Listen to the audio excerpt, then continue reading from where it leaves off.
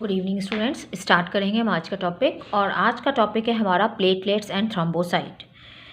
तो आपको लग रहा होगा कि मैंने लिखा है प्लेटलेट्स एंड थ्रोम्बोसाइट, और हम तो प्लेटलेट्स को ही थ्रोम्बोसाइट बोलते हैं। हाँ, बिल्कुल ठीक बोलते हैं हम प्लेटलेट्स को ही थ्रोम्बोसाइट, पर इसमें कुछ डिफरेंस हैं। दोनों में थोड़ा सा डिफरेंस है, इसीलिए मैंने इसको ये प्लेटलेट्स एंड थ्रोम्बोसाइट लिखा है। वो डिफरेंस आपको अभी पता चलेगा कि दोनों में क्या डिफरेंसेस हैं। ये जो प्लेटलेट्स हैं ये खाली कहाँ देखने को मिलते हैं हमको? प्लेटलेट्स हमको खाली मैमल्स के अंदर देखने को मिलती हैं। ठीक है, ये हमें खाली मैमल्स के अंदर देखने को मिलती हैं। और जो थ्रोम्बोसाइट है ये हमें सारे वर्टिब्रेट्स में देखने को मिलती है। Found in all vertebrates except mammals. Mammals को छोड़ के बाकी सारे वर्टिब्रेट्स के अंदर हमको थ्रोम्बोसाइट देखने को मिलती है, और खाली मैमल्स के अंदर हमको प्लेटलेट्स देखने को मिलती हैं। और क्या इसके फीचर हैं? जो ये प्लेटलेट्स हैं, ये प्लेटलेट्स जो हैं, अभी हम प्लेटलेट्स की बात कर रहे हैं। जो प्लेटलेट्स हैं ये कैसे बनती हैं? Platelets are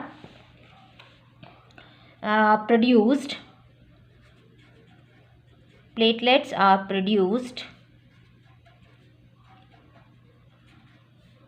as cytoplasmic fragments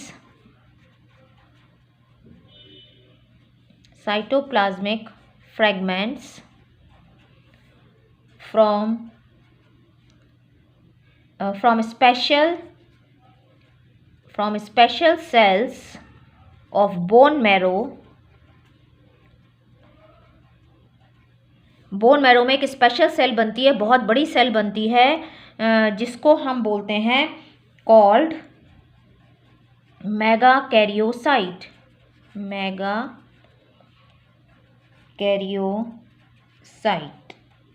ये जो मेगाकैरियोसाइट है, ये मेगाकैरियोसाइट बहुत बड़ी सेल होती है जो रेड बोन मैरो में बनती है। कहाँ पर? Red cells of red bone marrow.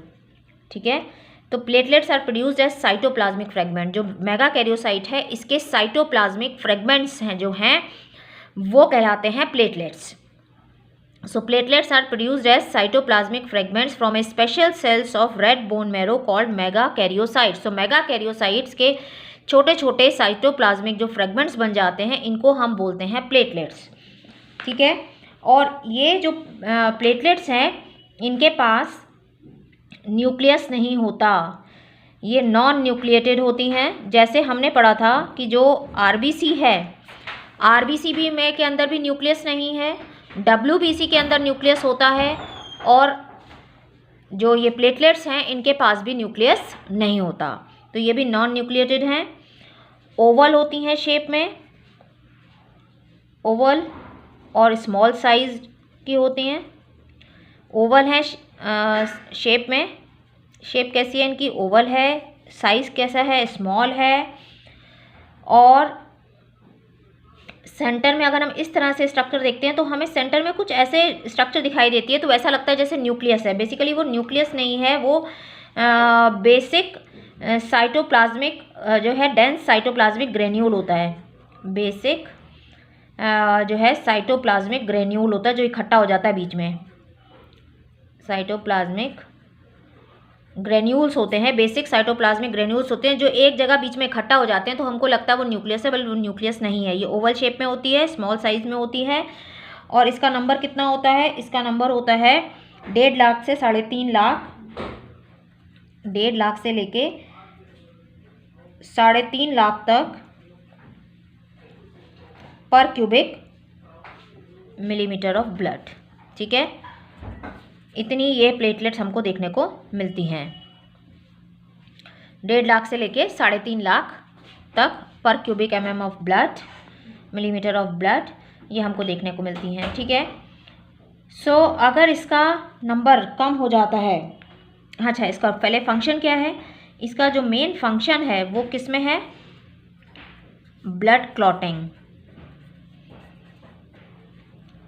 Clotting इसका मेन फंक्शन है। तो उसमें वो क्या करती है? जब इसके जो प्लेटलेट्स है, जो इंजर्ड प्लेटलेट होती है,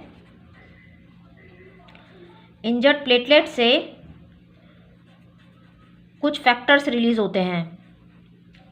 इंजर्ड प्लेटलेट्स क्या होती है, कुछ सब्सटेंसेस रिलीज करती है, सब्सटेंसेस जो हैं वो रिलीज़ करती है, सब्सटेंसेस रिलीज़ करती है। जो सब्सटेंसेस इससे रिलीज़ होते हैं वो सब्सटेंसेस क्या करते हैं, ब्लड क्लॉटिंग में हेल्प कराते हैं, ब्लड क्लॉटिंग में हेल्प करते हैं। उनको हम क्या बोलते हैं, उनको हम बोलते हैं प्लेटलेट्स फैक्टर्स, प्लेटलेट फैक्टर्स। और इसका एक और नाम है, इसको हम बोलते हैं थ्रोम्बोप्लास्टिन, थ्रोम्बोप्लास्टिन। तो ये जो प्लेटलेट्स है वो क्या रिलीज़ कर रही है, जब इंजर्ड हो जाती है, हमारे कहीं चोट लगती है, तो जो इंजर्ड प्लेटलेट्स है उससे कुछ सब्सटेंस रिलीज़ होते हैं जिनको हम प्लेटलेट्स फैक्टर या थ्रोम्बोप्लास्टिन बोलते हैं। और इसके साथ स्मॉल अमाउंट में क्या निकलता है, सेरोटोनिन भी। और आपने पढ़ा है कि सेरोटोनिन क्या है, सेरोटोनिन वैसो कंस्ट्रिक्टर है और थ्रोम्बोप्लास्टिन जो है वो ब्लड क्लॉटिंग में हेल्प कराता है।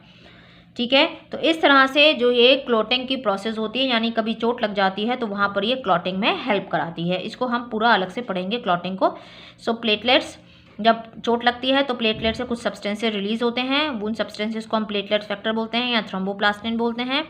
और सेरोटोनिन रिलीज होता है, सेरोटोनिन वैसो कंस्ट्रिक्टर है। तो आपको पता है जब क्लॉटिंग करानी है तो वेसल का साइज छोटा करना है ताकि जल्दी से वहाँ क्लॉट बन जाए।